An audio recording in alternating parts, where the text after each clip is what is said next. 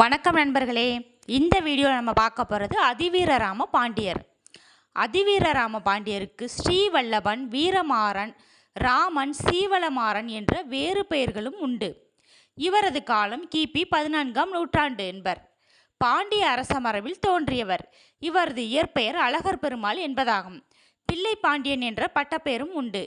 கவிபாடும் திறமை மிக்கவர். சிறந்த சிவபக்தர். முத்துக்குளிக்கும் கொற்கையின் அரசர். தென்காசியை தலைநகராக கொண்டு ஆண்டவர். சிவபக்தராயினும் திருமாலிடம் ஈடுபாடு கொண்டவர். இவர் இயற்றிய நூல்கள் நைடதம், கூர்ம புராணம், காசிக்காண்டம், வெற்றி வேட்கை, லிங்க புராணம், திருக்கருவை வெண்பா அந்தாதி, மகாபுராணம். சைவ பெறுபவர்களால் குட்டி திருவாசகம் என போற்றப்படும் திருக்கருவை 10 அந்தாதி.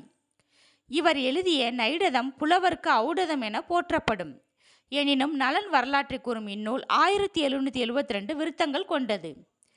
நாளும் கிழமையும் நலிந்தோர்க்கு இல்லை என்னும் தொடர் நாம் அறிந்த ஒன்றாகும். இது இவரது வெற்றி வேட்கை என்ற நூலில் இடம்பெற்றுள்ளது.